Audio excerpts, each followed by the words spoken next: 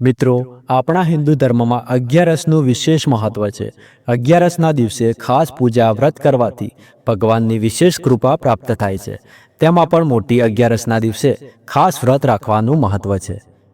તો આજના ખાસ વિડીયોમાં આપણે જાણીશું કે સાલ 2025ના જેઠ મહિનામાં એકાદશી ક્યારે છે, એટલે કે નિર્જળા એકાદશી ક્યારે છે, એકાદશી તિથિ ક્યારે શરૂ થાય છે, ક્યારે સમાપ્ત થાય છે, અને આજના ખાસ દિવસે કયા નિયમોનું પાલન કરવું જોઈએ જેથી તમારે ઉપવાસનું સંપૂર્ણ ફળ તમને પ્રાપ્ત થાય।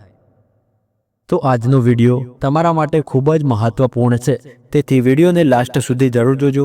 વિડીયો ગમે તો એક લાઇક કરી લેજો, ચેનલ ઉપર નવા હોય તો ચેનલને સબસ્ક્રાઇબ કરી લેજો, અને કોમેન્ટ બોક્સમાં જય શ્રી હરિવિષ્ણુ અવશ્ય લખી લેજો, અથવા તમારી કુળદેવીનું નામ લખવાનું ભૂલતા નહીં। તો જુઓ, હિન્દુ કેલેન્ડર મુજબ વૃષભ અને મિથુન વચ્ચેની સંક્રાંતિ દરમિયાન જેઠ મહિનાના શુક્લ પક્ષની એકાદશીને નિર્જલા એકાદશી કહેવામાં આવે છે। હિન્દુ ધર્મમાં નિર્જલા એકાદશીનું વિશેષ મહત્વ છે। તો આ વર્ષે 2025માં નિર્જલા એકાદશીનું વ્રત 6 જૂન 2025ના દિવસે રાખવામાં આવશે। માનસિક અને શારીરિક સ્વાસ્થ્યની દ્રષ્ટિએ પણ આ ઉપવાસ ખૂબ જ મહત્વપૂર્ણ છે। હિન્દુ કેલેન્ડર મુજબ જેઠ મહિનાના શુક્લ પક્ષની એકાદશી તિથિ 6 જૂન 2025 શુક્રવારના બપોરે 12:15 શરૂ થશે, અને 7 જૂન 2025 શનિવારના દિવસે સવારે 4:47 સમાપ્ત થશે। તો નિર્જલા એકાદશીના દિવસે કેટલાય એવા નિયમોનું પાલન કરવું જોઈએ, કેમ કે આમ તો વર્ષમાં કુલ 24 એકાદશી આવે છે, પરંતુ 24માંથી સૌથી મોટી એકાદશી નિર્જલા એકાદશીને માનવામાં આવે છે, કેમ કે આ એકાદશીના દિવસે ના તો પાણી પીવામાં આવે છે કે ના તો અન્ન ખોરાક લેવામાં આવે છે, તેથી તેને નિર્જલા એકાદશી કહેવામાં આવે છે। જો તમે વર્ષની 24 એકાદશીઓનું વ્રત નથી કરી શકતા, ઉપવાસ નથી રાખી શકતા, તો તમે આ નિર્જલા એકાદશીનો ઉપવાસ તમારે અવશ્ય કરવો જોઈએ, કેમ કે એ 24 એકાદશીનું પુણ્ય ફળ ફક્ત આ એકાદશીના ઉપવાસ રાખવાથી મળી શકે છે, તેથી તમારે આ ઉપવાસ જરૂર કરવો જોઈએ। તો વાત કરીએ નિયમો વિશે। તો જુઓ, એકાદશી વ્રત ભગવાન વિષ્ણુની પૂજા માટે સમર્પિત છે। આ એકાદશીના વ્રત પછી વ્યક્તિએ પોતાની શ્રદ્ધા અને ક્ષમતા મુજબ દાન કરવું જોઈએ। જે લોકો આ દિવસે વિધિ વિધાન મુજબ પાણીના ઘડાનું દાન કરે છે, તેમને આખા વર્ષની બધી એકાદશીઓનો લાભ મળે છે। જે વ્યક્તિ આ પવિત્ર એકાદશીનું વ્રત રાખે છે, તે બધા પાપોમાંથી મુક્ત થઈ જાય છે। આ ખાસ એકાદશીની પૂજા માટે એક ચોક્કસ નિયમ છે, જેનું પાલન કરવું ખૂબ જ મહત્વપૂર્ણ છે। નિર્જલા એકાદશી જેમ નામ સૂચવે છે તેમ તેમાં પાણી વગરનો ઉપવાસ રાખવાનો સમાવેશ થાય છે।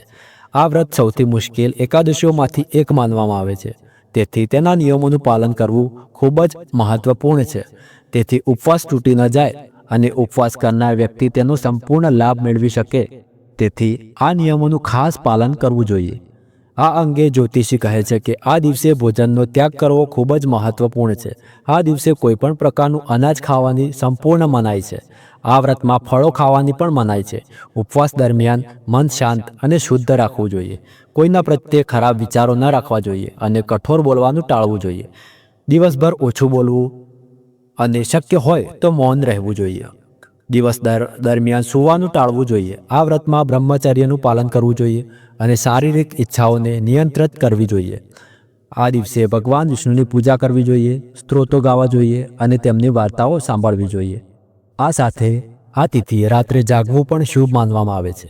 દ્વાદશીના દિવસે સૂર્યોદય પછી ઉપવાસ તોડવામાં આવે છે, પરંતુ તે તોડતા પહેલાં જરૂરિયાતમંદોને દાન આપવું અને પૂજા કરવી મહત્વપૂર્ણ છે।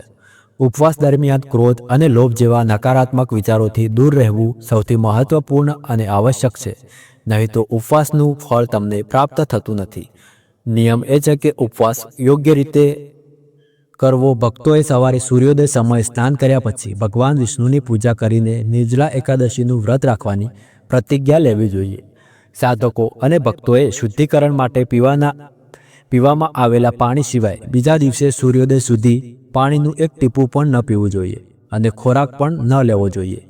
આ પછી બીજા દિવસે દ્વાદશી તિથિના દિવસે સ્નાન કર્યા પછી ભગવાન વિષ્ણુની ફરીથી પૂજા કરી બ્રાહ્મણોને ઘરે બોલાવી ભોજન કરાવવું, કોઈ જરૂરિયાતમંદોને દાન કરવું। દાનમાં તમે અન્ન, વસ્ત્રો, ફળો જેવી વસ્તુઓ અર્પણ કરી શકો છો, અને તમે પછી દ્વાદશીના દિવસે